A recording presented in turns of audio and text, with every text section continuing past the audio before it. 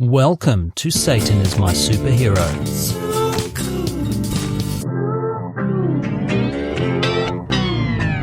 In this episode, we investigate the claim made by conservative Christians every year that Christmas has been threatened by forces they are weirdly shy about specifically naming.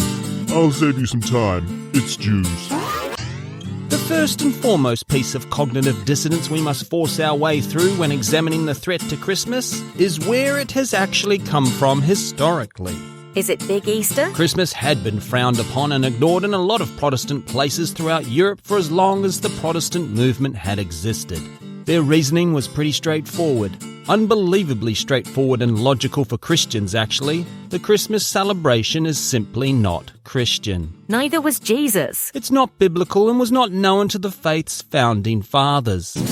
And what about we have him crucified by the Romans? Can we have the Romans tricked into it by sneaky Jews? It plays better with fascists. Love it! Daddy! Not now, dear. Daddy's busy inventing Christianity. The earliest mention of any Christmas celebration is from a Roman bishop in 129 of the Common Era, long after the New Testament authors had passed. Excuse me, Bishop, are you drunk? Is a celebration. The only celebration on right now was Saturnalia. Have you been taking part in pagan rituals? No.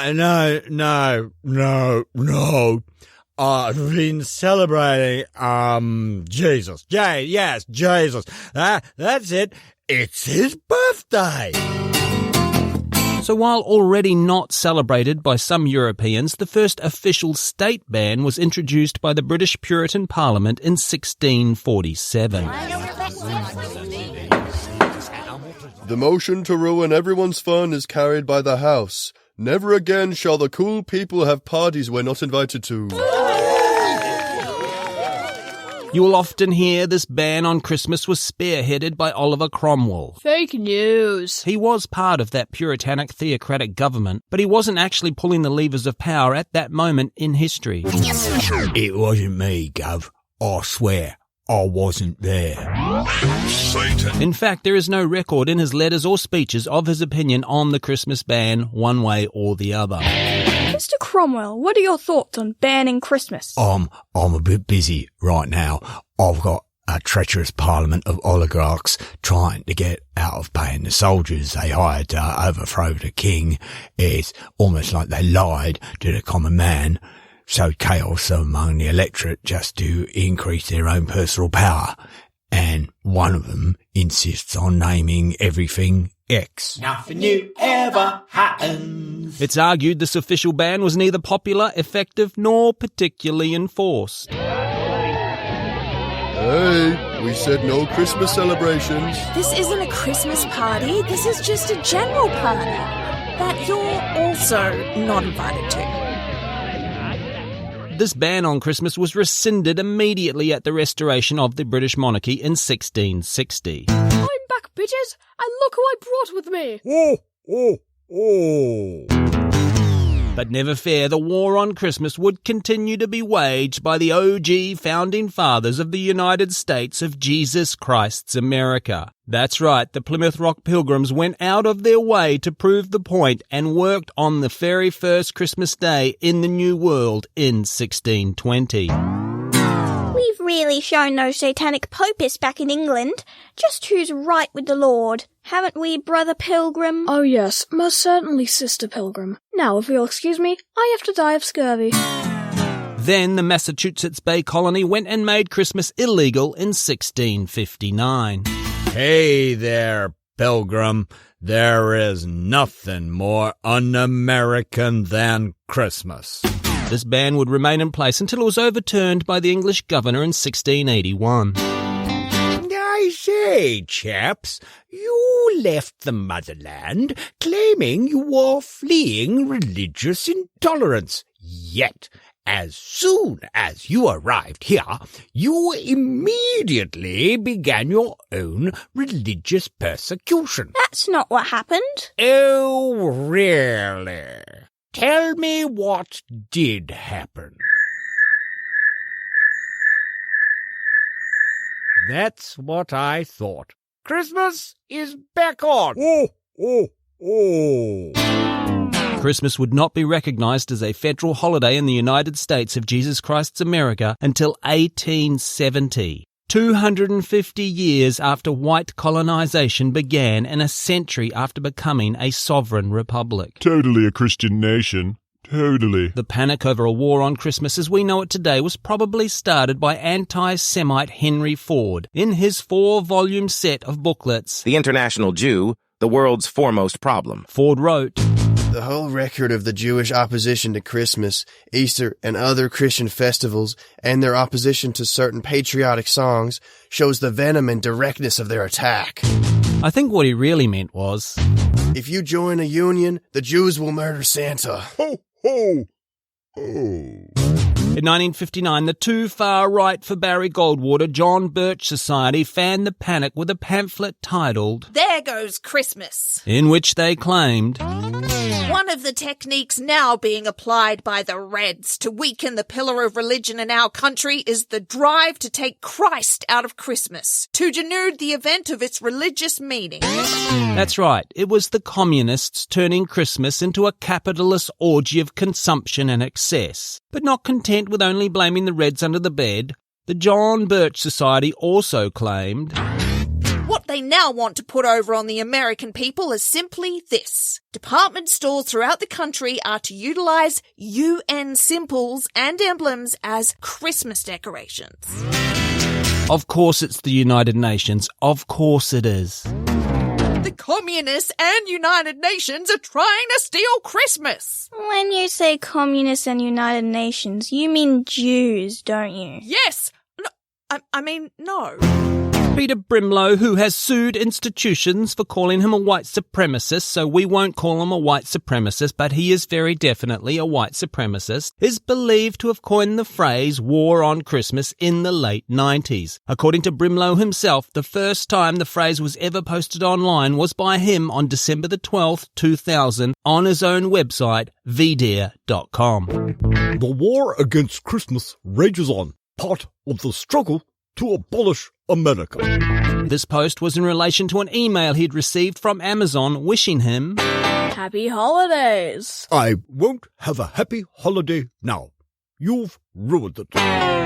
For context, here's a couple of points about the creator of the phrase war on Christmas. Bigot check. In 1995, Brimlow published the book Alienation, Common Sense About America's Immigration Disaster. But don't call me a white nationalist or I'll sue. Also in 95, responding to critics of that book, he wrote a piece in the New York Times titled Immigration and bad social policies don't mix.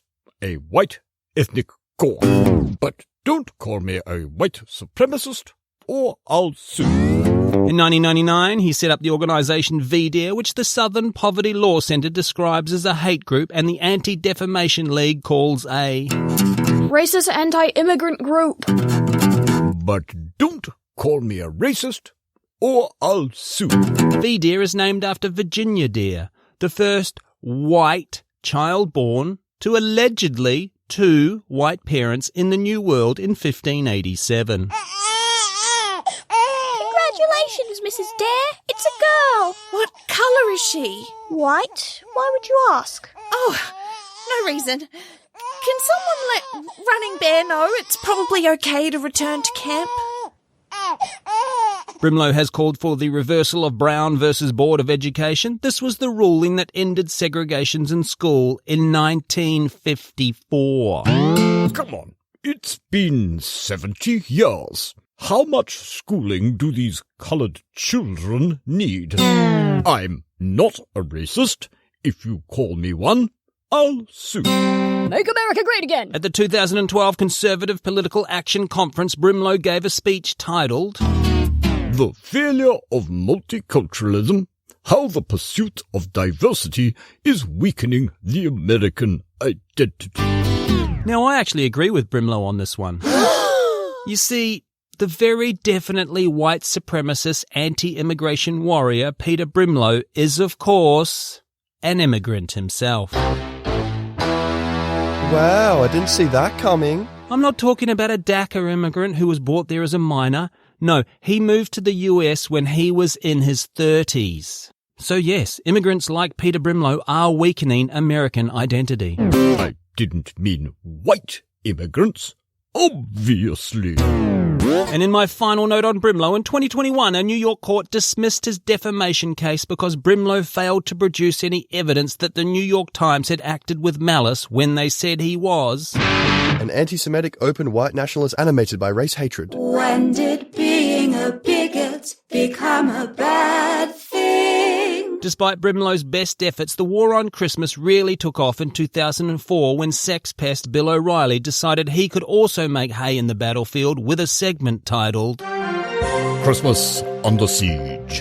He told his Fox News viewers, All over the country, Christmas is taking flack.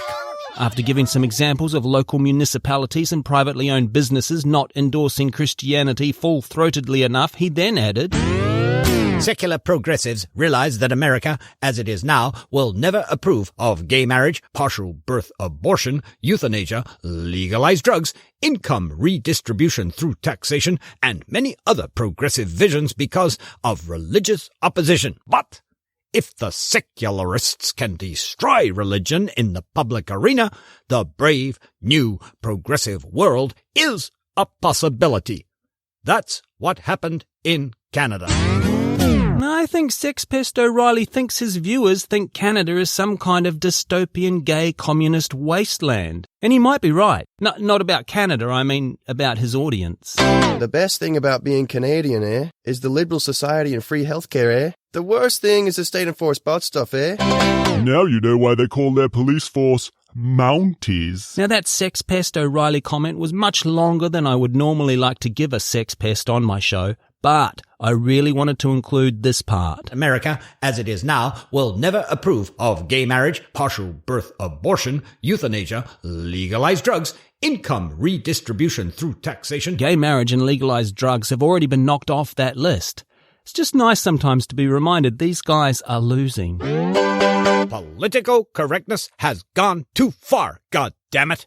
First, they'll take Christmas, and then they'll tell you can't sexually harass your staff and colleagues. Where does the woke mind virus end? Also in 2004, noticing the department store Macy's was using the phrase Happy Holidays. Anti-Semitic, Holocaust-doubting, Nazi-defending former Nixon and Reagan staffer, wannabe Republican Party presidential nominee Pat Buchanan wrote, What we are witnessing here are hate crimes against Christianity. Persecution complex. For the next 2 decades, Fox News treated the war on Christmas as their version of Shark Week. This week, all week, on Fox News. Not a real news company. The war on Christmas. Mommy, what happened to Santa? The Jews have murdered him, just like they did with white Jesus. We'll bring you in-depth analysis from the experts. I'm an expert. When Jesus invented Christmas, he said, let my people be free, and that means I shouldn't be canceled for using the N-word. And we'll also bring you heartbreaking stories from the front line. And then the cleaner said, they said, happy holidays. Oh, it was terrible. Why would they say that? Why? Why, God, why? The war on Christmas. Only on Fox News. Not a real news company. In 2005, inconsequential Fox News host John Gibson published the book The War on Christmas. How the liberal plot to ban the sacred Christian holiday is worse than you thought. He went on Sex Pest O'Reilly's show to plug it. I love you, Bill. Not in a gay way. Unless you want it to be that way. In Gibson's book, he writes, The wages of this war on Christmas are a cabal of secularists or so-called humanists, trial lawyers, cultural relativists, and liberal, guilt-racked Christians, not just Jewish people. Oh, how nice. He spreads his hate around. He's an equal opportunity bigot. Also in 2005, the President, CEO and General Counsel of the Alliance Defending Freedom, Alan Sears, published the book The ACLU versus America. exposing the agenda to redefine moral values. In which Sears claimed, the ACLU and its allies terrorize local communities on an almost daily basis with letters, emails, and telephone calls to silence Christmas. I just don't think the ACLU have that kind of time on their hands. Hi, I'm calling from the ACLU. Stop doing Christmas. Hi, I'm calling from the ACLU. Stop doing Christmas. Hi, I'm calling from the ACLU. Stop doing Christmas. Hi, I'm calling from the ACLU. Can you hold for just a moment? I've got a call coming in on another line. Hi, you've reached the ACLU. How can I help you today? Oh, thank you for returning my call. Stop doing Christmas. Thanks for holding.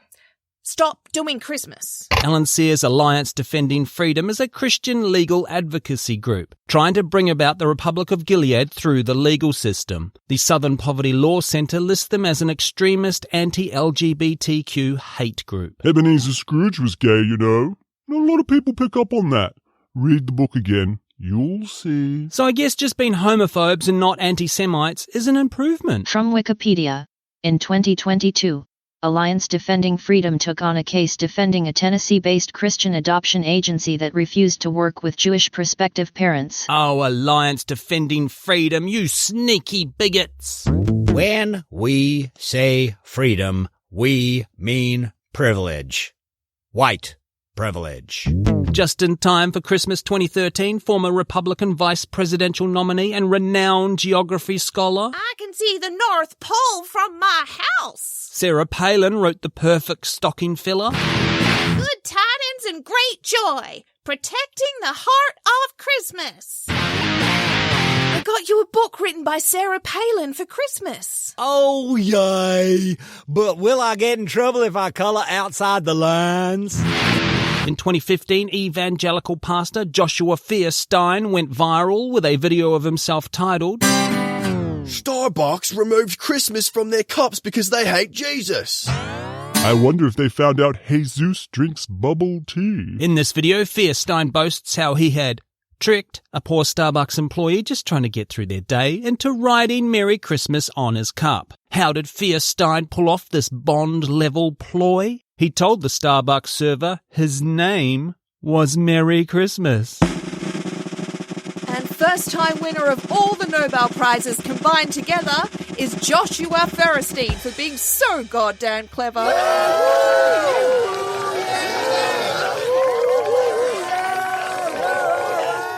The alleged Christian pastor also boasts he entered that retail establishment carrying his gun. Just in case Jesus isn't real. He also claimed, Starbucks, guess what? Just to offend you, I made sure to wear my Jesus Christ shirt into your store. So, did you notice my t-shirt? No, I couldn't imagine any reason at all I would ever look at your weedy little chest. Are your pecs inverted? It's a medical condition. During the 2016 campaign, Donald Trump gave a speech at Liberty University, where stupid people go to get stupider. Trump told the wonderful folk there, when was the last time you saw Merry Christmas? You don't see it anymore. They want to be politically correct. If I'm president, you will see Merry Christmas in department stores. Believe me. Believe me. Mr. President, a pandemic is sweeping the world. If we're not careful, 1 million Americans will die. Maybe, but at least they'll die with Merry Christmas still ringing on their sweet, sweet American lips. In 2016, Trump was elected president for life. If the election of Trump isn't a message from Jesus that it's okay to sexually assault people, I don't know what is. And just like that, the war on Christmas was over. That's bullshit. Being a SatanIsMySuperhero listener, you're obviously brilliant at spotting bullshit. But you could do better. You should join our Patreon at the Third Circle of Hell. And you can get access to behind-the-scenes tomfoolery and shenanigans. Go to patreon.com/SatanIsMySuperhero to support the show. Just like it says in the Bible. I think it's near the back, you might have missed it. What can we take away from the War on Christmas! All the lies these Christians tell around the mythological war on Christmas actually results in diminishing Christmas celebrations. There are school boards and local government bodies all through the US that Fox News, not a real news company, has tricked into thinking they'll be sued by the ACLU for openly celebrating Christmas. So they don't. Don't answer it. I accidentally said Merry Christmas to a student. It might be the ACLU. The greatest threat to Christmas is, and always has been, Christians. And that's why Satan is my superhero. Happy holidays. Thank you so much for listening. Rate, review, subscribe, all that podcast stuff. But most of all, please give us money. Visit SatanIsMySuperhero.com. If you join our Patreon at the Third Circle of Hell, you'll receive access to exclusive content like this. Are we sure it was to save girls from being sold into sex trafficking and not his way of buying girls for sex trafficking? You know, you bring up a solid point. Do you see, this is what happens when I start. This is why I don't ask questions. You shouldn't ask questions. You can I didn't know I was going to get a Roman history lesson again. It always ends up not with just the Roman Empire. A long Roman Empire lecture. Yeah. Moving along. I didn't ask. You did ask. I didn't ask that. What? Yep. Oh my God! Yeah, you're allowed to call Henry Ford an anti-Semite. No one gets to argue. I was with a religious friend recently who commented when we found a good car park.